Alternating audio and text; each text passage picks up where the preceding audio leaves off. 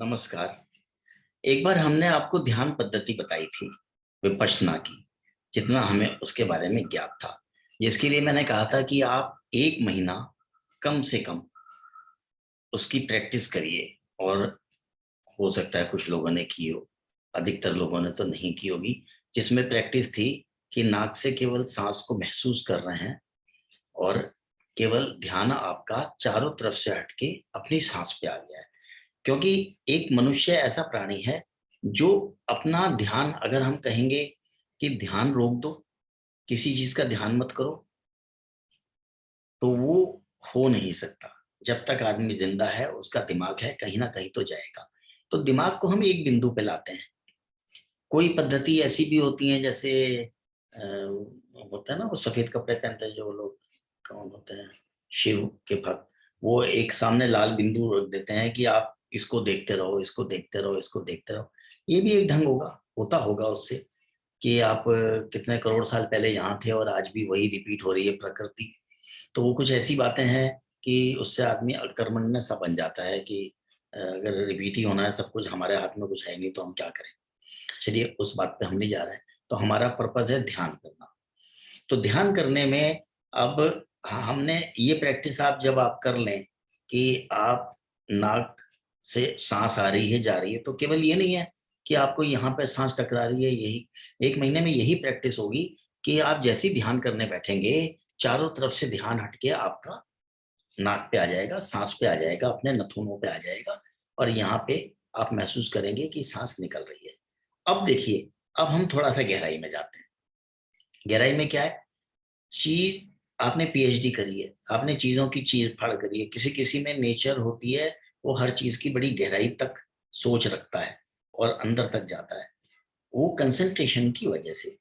आज सूरज की जो दूरी बताई थी भास्कराचार्य ने, और ग्रहों का जो साइज बताया था, यहाँ बैठ के बिना इंस्ट्रूमेंट्स के, बिना माइक्रोस्कोप और वो जो दूरबीनें हैं उनके, जो बताया था उसमें 1.5 mm का फर्क निकला है केवल।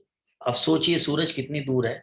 सूरज का डायमीटर उन्होंने जो बताया था, आज के नासा के वैज्ञानिकों ने उसको पता नहीं करोड़ों अरबों रुपया खर्च करके निकाला, और उसमें वो 1.5 mm का फर्क निकाल पाए।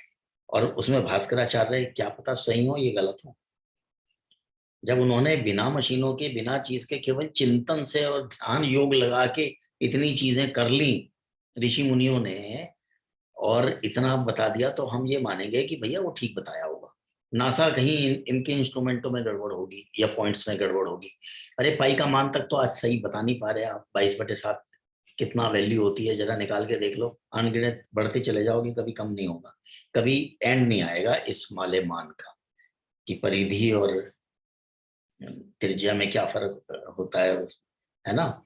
तो अब हमारा फिर वो इस सब्जेक्ट नहीं है, लेकिन हमारा सब्जेक्ट ये है कि ध्यान इतनी बड़ी चीज है कि आप ध्यान की बदौलत कुछ भी कर सकते हैं। अपने शरीर को कंट्रोल करना, ये हमारा आज उपवास के लिए या हमारी चिकित्सा के लिए, अपने ऊपर हमारा नियंत्रण हो जाए, इसके लिए ध्यान हमारे लिए बहुत जरूरी है। तो पहला स्टेप हमने बताया था कि आप केवल, अब थोड़ा सा एडवांस जाएंगे। एडवांस ये है कि जब आप सांस आ रही है तो आप देखेंगे यहाँ टकरा रही है, कभी महसूस करेंगे गर्म है, अंदर जाते समय यहाँ ठंडा लगता है। इन्हीं चीजों को ऑब्जर्व करना शुरू करेंगे माइन्यूटली। कितना गर्म है, क्यों है, कब है। सुबह था तो ऐसा लग रहा था, दोपहर में किया तो ऐसा था, शाम को मैंने ध्यान किया तो ऐसा लगा। हर वक्त आपको कुछ ना कुछ अलग लगेगा, हर वक्त।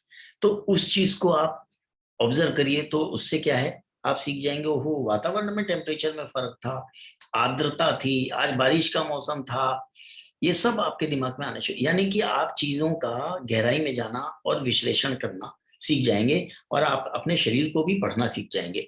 मैं आपको बता रहा हूँ, कोई एक्सरे की जरूरत नहीं, ये हमारा एक्सरे है। आप यहाँ बैठे बैठे पता लगा लेंगे कि मेरे यहाँ पे ये जो दर्द हो रहा है, किस चीज का दर्द है, क्यों है, कैंसर है या क्या है और क्या नहीं है। और होगा ही नहीं कैंसर तो ठीक। क्योंकि जब आप ध्यान करते हैं और उस चीज को कंसंट्रेट करते हैं, तो वो बीमारी वहां से भाग जाती है। तो ये हम कंट्रोल सिखा देंगे आपको, कि आप जस्ट ध्यान योग में बैठ के और अपनी बीमारी, अभी ध्यान मत करिएगा, ये बात बहुत बात की स्टेज है। अभी तो आपको केवल ध्यान हटाना है उस जगह से, बीमारियों से। आप कभी ध्यान बीमारी का करने लग जाएं। केवल सांस पे हम इसलिए आए हैं कि सांस एक आलंबन लिया है हमने। एक जैसे आप मंदिर में जाते हैं, मूर्ति को आप भगवान मान के पूछते हैं, तो आपके सामने भगवान होता है। मूर्ति पूजा का विरोध करने वाले करते रहें, वो अपना एक अलग पद्धति है। अल्टीमेटली हर धर्म में मूर्ति पूजा आखिर में नहीं है, आखिर में। लेकिन ये जब शुरुआती एक हम सामाजिक लोग हैं, हमें आलंबन चाहिए कोई। हम उतने स्ट्रांग, उतने ऊपर तक नहीं पहुंचे कि हम बिना मूर्ति के भगवान पे ध्यान लगा सकें, याद कर सकें। तो इसलिए ये आलंबन लिया गया है। अब कोई विरोध करता रहे, मूर्ति तोड़ता रहे, बेवकूफियां करता रहे, तो और हमें ह्यूमिलेट, वो सब एक धार्मिक बातें नहीं है। वो सब बातें हमें नीचा दिखाने की, और क्योंकि वो वॉरियर थे, उनके हाथ में हथियार थे, यहाँ शांति प्रिय जनता थी, उन्होंने लूट लिया, आके मार दिए। एक बंदूक के वालों के सामने 100 आदमी को वो जीत सकता है। हमें भी शर्म आनी चाहिए। 800 लोग बाहर से आए और पूरा इंडिया जीत गए।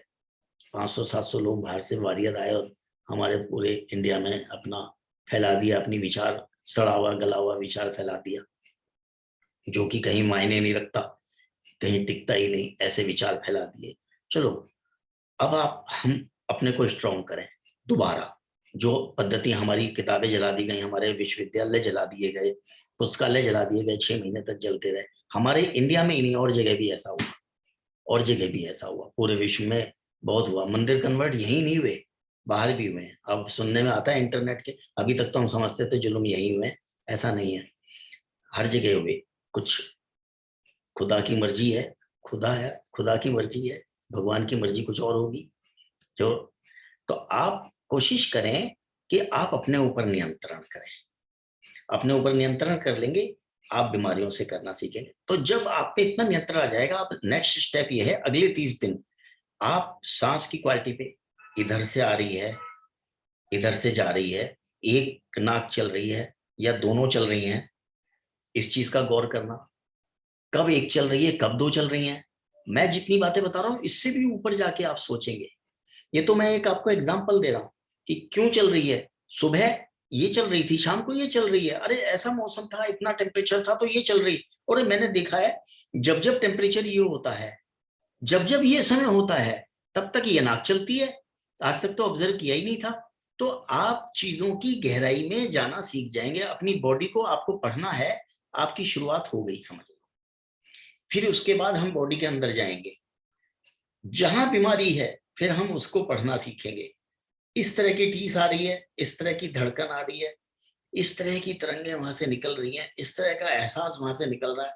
आप सारा एक्सरे बिना कुछ करे, MRI, एक्सरे, ये वो, बैठे बैठे रोजाना मर्रा के कामों में, मेट्रो में बैठे हैं, जा रहे हैं, वहीं आप 2 मिनट के अंदर आंख बंद करना जरूरी नहीं होता, और होशो हवास में रहते हैं, तो आप पढ़ लेंगे कि भाई मुझे तो ये चीज लग रहा है कुछ, आज घर जाके देखूंगा, या आज मैं खाना खा के नहीं देखता, मेरा ठीक होएगा क्या, आज मुझे ये गड़बड़ लग रही है, वो आप सब सीख जाएंगे।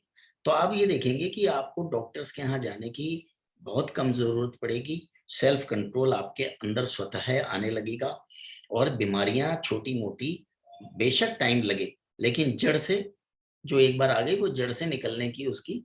और दूसरी चीज, मृत्यु एक ऐसी बीमारी है जो आनी ही है, ओल्ड एज डेट्रोटेशन होना ही है। लोहा भी जंग खा के एक समय में, पृथ्वी भी मरती है, यानी कि ग्रह नक्षत्र भी मरते हैं, पुनर्जीवित होते हैं, इसको कोई नहीं रोक सकता। हम ग्रह को मरता हुआ क्यों नहीं कहते, क्योंकि वो करोड़ों अरबों साल में मरता है, हमारी सीमाओं से बहुत पार है, लेकिन मरता वो भी है, उसका भी एक एज होती है।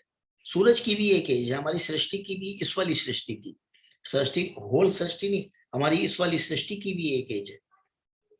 तो वो चीज तो जो है वो है।